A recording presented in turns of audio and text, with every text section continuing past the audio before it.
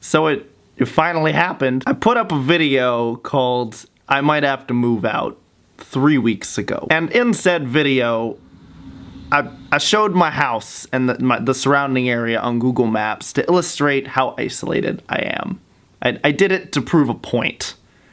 I made kind of an offhanded comment, a sarcastic comment, that if someone were to find my house, I would congratulate them and offer them a glass of milk.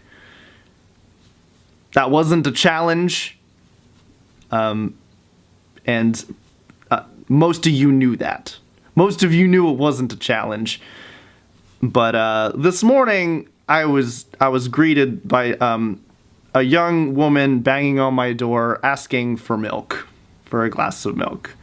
And she wanted to come in and hang out and stuff, and she was a fan of mine. She was wearing my merchandise. I've never had this happen before. I've never dealt with anything like this. The reason why I'm so lax with the city that I live in, or kind of the general area that I live in, or that I can put images of my house on Google Maps, is because I feel like I have a mutual respect with all of you, that you won't go violating my privacy and treating me like an object. And when I spoke with this girl outside, she initially did want to come in to print something, which I actually don't own a functioning printer. And she was kind of, I mean, a little aggressive. I was like, hey, I can't let you inside. I don't know who you are. I mean, I get you're a fan. And she kind of was like, hey, but I walked all this way, I was like hitchhiking or something, and the least you could do was drop everything and entertain me. And she kind of used all these tactics, not trying to vilify her too much. And also, Jacqueline was in the shower at the time, and I just knew that if Jacqueline saw this, because she has a history of, unruly fans, and I just knew if she saw this, it would be really bad. So I was like, hey, if Jacqueline sees this, it's not a good thing.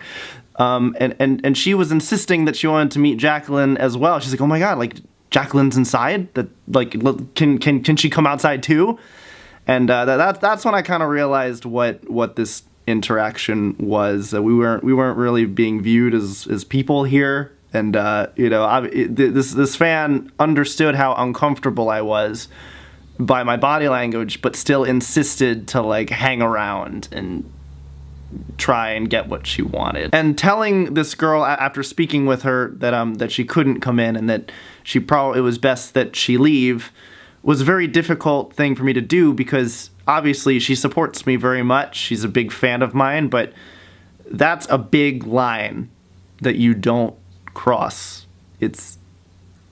Imagine just like some random person coming and obviously she didn't have any ill intentions, and if you do decide to like randomly come to one of your favorite creators' houses, don't do it.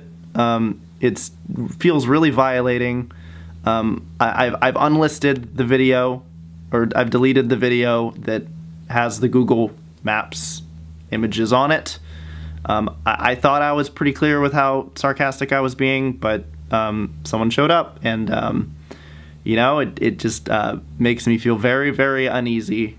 And you never know the intention of a fan who kind of breaches that line. Like, they could just really, really enjoy your stuff, or they could be coming to kill you because they love you too much.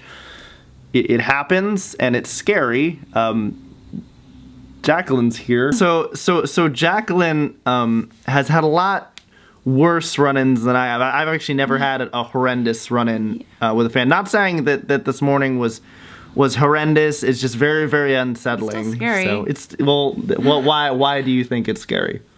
Because you don't know what they're gonna do. Most people probably would be harmless, right? But you have to be careful, because even if there's a small chance that they're not, you have to prepare for that. Then you're dead. Right? It's kind of like whenever, like I said, when people send me food in my P.O. box, I don't ever accept that, because somebody might put a needle in there or poison. And not everyone does that, but you have to prepare for the one person that does. Because like you said, you're dead. And like I had a guy, not anybody that I knew. I'd never met this person before in my life. But he just started like following me online. He watched all of my live streams. Whenever I started dating Richie, like he even like stalked you a little bit. Like he made new Twitter accounts and like tried to interact. It was insane. He would email me like threatening me, saying, "I can't believe you're hanging out with this guy." It was like obsessive. And then whenever I tweeted that I was on the plane, I guess back to LA after I had been visiting you, after the Filthy Pride shoot, and he came to my apartment. He found my address and showed up at my apartment wanting to talk. And that was terrifying. I had to call the police. So the moral of the story is that if you're thinking, like I said, if you're thinking about showing up to someone's house unprompted, and pretty much anyone, like not even a YouTuber, just in general, like get their consent. You know, if they want you over, they want you over. But otherwise, it feels dirty. It's crossing a line. It's crossing a line that you know, like you can't stop someone from showing up. But like if they're banging on your door and I have to like hide in my own home, that's terrifying. So that's what I had to do. So if you're, you know, just don't, please don't come to my house. Just please. What about me? Can I come to your house? You're already here. So anyway, sorry about all the shit posting lately. I'm still doing the music video thing, but back to regular content soon, and I'll see you later. Stay sad, but not too sad. Mwah! Mwah! Bye. Yay.